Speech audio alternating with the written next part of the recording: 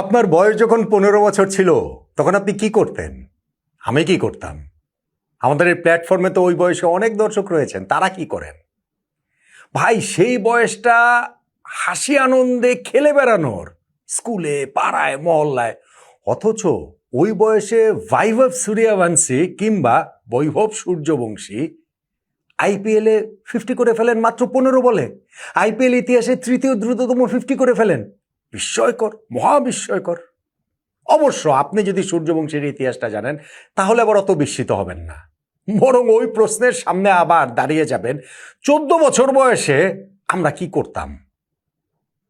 এই সূর্যবংশী তো 14 বছর বয়সে আইপিএলে সেঞ্চুরি করেছেন। গত সিজনে 14 বছর 32 দিন বয়সে 38 বলে যে সেঞ্চুরিটা করেছিলেন সেটা আইপিএল ইতিহাসে দ্বিতীয় দ্রুততম সেঞ্চুরি।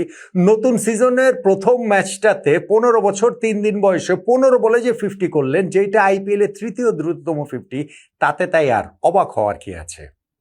বরং ওই প্রশ্নটাই তিনি আরও একবার উস্কে দিলেন যে ভারতীয় ক্রিকেট ইতিহাসে সচিন টেন্ডুলকারের পর সবচেয়ে প্রতিভাবান বালক ব্যাটসম্যান কি এই বৈভব সূর্যবংশী কিনা। গত মৌসুমের মতো এই মৌসুমের শুরুটাও সূর্যবংশীর জন্য হলো বিস্ফোরক, রাজস্থান রয়্যালসের জন্য বিধ্বংসী। কেননা 47 বল হাতে রেখে 8 উইকেটের একটা জয় তারা পেয়েছে চেন্নাই সুপার কিংসের বিপক্ষে। সেই ম্যাচের টার্নিং পয়েন্টের আলোচনা হয়তো করছে এবং তাতে সূর্যবংশীর ইনিংসটা আসতেই হবে। আরও কিছু আলোচনার বিষয় কিন্তু রয়ে গেছে। রাজস্থান রয়্যালসের টার্গেট ছিল 128 রান। সেই টার্গেট তারা অ্যাচিভ করবে বোঝাই যাচ্ছিল। আইপিএলের প্রথম 2টা ম্যাচ এই সিজনে 200+ স্কোরও জয়ের জন্য যথেষ্ট হয়নি। সেই রান তারা করে বিরাট কোহলির আরসিবি, রোহিত শর্মার মুম্বাই ইন্ডিয়ান্স দুটো দলে জিতেছিল। ফলে চেন্নাই সুপার কিংস 127 রান করে জিতবেটা কিভাবে? রাজস্থান রয়্যালস বরং কিভাবে জেতে সেটাই দেখার ছিল, আর সেইটা কিভাবেই না তারা জিতল। সূর্যবংশী প্রথম বলটাতেই মুখোমুখি আউট হতে পারতেন। তার পুলের যে টাইমিংটা ঠিকঠাক মতো হয়নি, তবে ডিফিকাল্ট ক্যাচটা চেন্নাই সুপার কিংসের ফিল্ডার ধরতে পারেননি। ম্যাট হেনরির ভেরি নেক্সট ডেলিভারিটাই স্ট্যান্ডে পাঠিয়ে দিলেন, ছক্কা। ম্যাট হেনরিকে এরপর আরও একটা ছক্কা মারলেন তার স্লোয়ারে, যেইটাতে পাওয়ার জেনারেট করে ডিপ থার্ড ম্যান এবং ডিপ পয়েন্টের মাঝামাঝি জায়গা দিয়ে দুর্দান্ত শট। নূর আহমেদকে পরপর 2 ছক্কায় যখন তিনি 50-তে পৌঁছে যান, মাত্র 15 বলে রেকর্ডটা করে ফেললেন। সর্বকনিষ্ঠ তো বটেই, এবং বলের হিসাবে তৃতীয় দ্রুততম, সবচেয়ে দ্রুততম তার ব্যাটিং পার্টনার যশস্বী জয়সওয়াল 13 বলে করেছিলেন আইপিএল এর 50। পাওয়ার প্লে 6 ওভারে 74 রান তুলে ফেলে রাজস্থান রয়্যালস কোনো উইকেট না হারিয়ে। টার্গেট 128 রান, 6 ওভারে বিনা উইকেটে 74। এরপরে আর ম্যাচের কি বাকি থাকে? সূর্যবংশী এরপরে আউট হয়েছেন 17 বলে 52 রান করে। ডিপ এক্সট্রা কাভারে দারুণ একটা ক্যাচের শিকার হয়েছেন। সেখানটাতে নিজেই বিশ্বাস করতে পারছিলেন না যে কিভাবে তিনি আউট হলেন। এরপরে ধ্রুব জুরেলও তিনি 18 রান করে আউট হয়েছেন। তবে জয়সওয়াল তিনি 38 রানে নট আউট ছিলেন, 14 রানে নট আউট ছিলেন। রিয়ান পরাগ রাজস্থান রয়্যালসের ক্যাপ্টেন, তারা 12.1 ওভারেই জয়ের লক্ষ্যে পৌঁছে যায়। 47 বল হাতে রেখে যে জয়ের লক্ষ্যটা তারা অ্যাচিভ করে ফেলে, এই এত বল হাতে রেখে আইপিএলের ইতিহাসে রাজস্থান কখনো কোনো ম্যাচ জেতেনি, সেটাও একটা রেকর্ড হয়ে গিয়েছে। ফলে এই ইনিংসটাতে সূর্যবংশীর ইনিংস বলেন কিংবা তার প্রথম বলে লাইফ পাওয়াটাকে বলেন, সেইটাকে আপনি টার্নিং পয়েন্টের একটা দাবিদার তো বলতেই পারেন। আলোচনার আরো খুব বড় 2টা জায়গা রয়েছে। দুইজনের জন্য খুবই আবেগপূর্ণ ম্যাচ ছিল।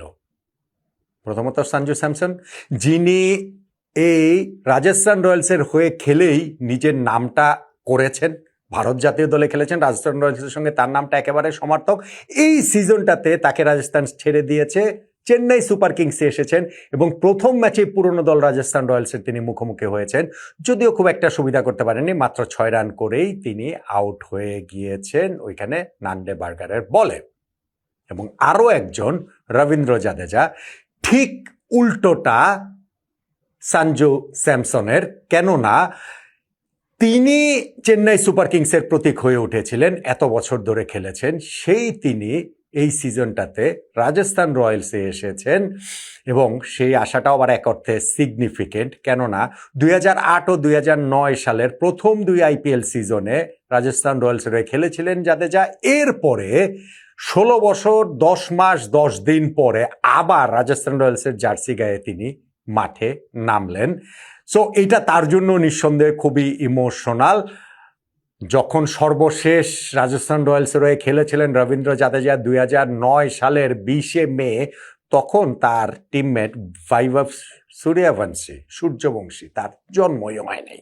তার বয়স 15 বছর 3 দিন, আর 16 বছর 10 মাস 10 দিন আগে খেলেছেন রাজস্থান রয়্যালসের লাস্ট এই রবীন্দ্র জাদেজা। জন্মটা হবেটা কিভাবে ওই সূর্যবংশীর, খুবই ইন্টারেস্টিং বিষয়।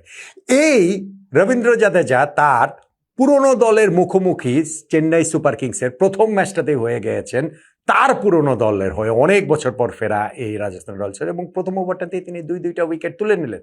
সরফরাজ খানকে এলবিডব্লিউ করলেন, যাকে ইম্প্যাক্ট সাব হিসাবে নামাতে এক অর্থে রাজস্থান চেন্নাই সুপার কিংস বাধ্য হয়েছে তাদের ওই ব্যাটিং ধস ঠেকানোর জন্য। 17 রান তিনি করেছিলেন, তাকে এলবিডব্লিউ করেন, এবং শিবম দুবে প্রথম বলে ছক্কা মারলেও ওই ওভারটাতেই লং অফে ক্যাচ দিয়েছেন এই রবীন্দ্র জাদেজার বলে। ফলে ওইটা জাদেজার জন্য আসলে খুবই ইমোশনাল নিঃসন্দেহে, কিন্তু কাছে তো তার আগেই হয়ে গেছে। জাদেজা বোলিং এসেছেন 8 ওভারে, কিন্তু পাওয়ার প্লে 6 ওভারের মধ্যেই তো 41 রানে 4 উইকেট চলে গিয়েছিল চেন্নাই সুপার কিংসের, এবং সেইখানটাতে সঞ্জু স্যামসনকে নন্দেবার্গার আউট করেছেন, আয়ুষ মাত্রকে এরপরে তিনি আউট করেছেন, আর এইখানটাতে বাকি যেই দুইটা উইকেট, আয়ুষ মাত্রের উইকেটটা ওইটা আম্পায়ার আউট দেননি, রিভিউ নিয়ে তারা উইকেটটা পেয়েছে, সো সেইটা একটা গুরুত্বপূর্ণ বিষয়। ঋতুরাজ গায়কোয়াড়কে বোল্ড করে দিয়েছেন জফরা আর্চার, এবং সন্দীপ যখন ম্যাথু শটকে আউট করলেন, পাওয়ার প্লের 4টা উইকেট চলে গেল চেন্নাই সুপার কিংসের। ওই জায়গা থেকে তারা রিকভার করতে পারেননি, স্পেশালি তারপর পরই যখন একই ওভারে 2 উইকেট তুলে নিয়েছেন এই রবীন্দ্র জাদেজা। তারপরও 82 রানে তাদের 8 উইকেট গিয়েছিল, এইখান থেকে 127 পর্যন্ত যেতে পেরেছে জেমি ওভারটনের 36 বলে 43 রানের ইনিংসটার সৌজন্যে, কিন্তু সেইটা যে গুড এনাফ হবে না তা তো বোঝাই যাচ্ছিল। তাহলে এই যে ম্যাচটা হলো, সেই ম্যাচটাতে আলোচনার জায়গা থেকে অবশ্যই এই বৈভব সূর্যবংশীর ইনিংসটার কথা বলতে হবে সঞ্জু স্যামসনের তার এই পুরনো দলের মুখোমুখি হয়ে ব্যর্থতা, এবং রবীন্দ্র জাদেজার পুরনো দলের মুখোমুখি হয়ে তার এই সাফল্য। 6158 দিন পর আবারও ওই পুরনো দলের জার্সি তিনি গায়ে চাপিয়েছেন রাজস্থান রয়্যালসের, যেই গ্যাপটাও আসলে একটা রেকর্ড। এর মধ্যে আসলে টার্নিং পয়েন্ট কোনটা? সূর্যবংশীর ওই ক্যাচ ড্রপটা? আমার কাছে সেটা মনে হয় না। আমি যদি টার্নিং পয়েন্ট বলি তাহলে ম্যাচের শুরুর পাওয়ার প্লেতে আসলে চেন্নাই সুপার কিংস হেরে গিয়েছে, যখন তারা 41 রানে 4 উইকেট হারিয়েছে। এই ম্যাচে যে তারা ওই যে বিভিন্ন টি-20 ম্যাচের আলোচনা আমরা বলি না, 20-25 রান কম করেছে, এই ম্যাচে চেন্নাই সুপার কিংস 20-25 রান আসলে কম করে নাই, তারা আসলে 70-80 রান কম করেছে। ফলে ওই কম করার পথে পাওয়ার প্লের 4টা উইকেট হারানোটা খুবই গুরুত্বপূর্ণ ছিল। সেইটাই তাই আমার কাছে বাকি সব কিছু ছাপিয়ে, ইভেন বৈভব সূর্যবংশীর ক্যাচ ড্রপটা ছাপিয়ে টার্নিং পয়েন্ট। আপনি কি আমার সঙ্গে একমত? এবং আপনি কি আমার সঙ্গে এই বিষয়েও একমত যে সচিন টেন্ডুলকারের পর সবচেয়ে প্রতিভাবান পালক ব্যাটসম্যান ভারতীয় ক্রিকেট ইতিহাসে এই বৈভব সূর্যবংশী, যিনি 14 বছর বয়সে আইপিএলে সেঞ্চুরি করেন, যিনি 15 বছর বয়সে আইপিএলে 15 বলে 50 করেন? জানাতে পারেন আপনার মতামতটা।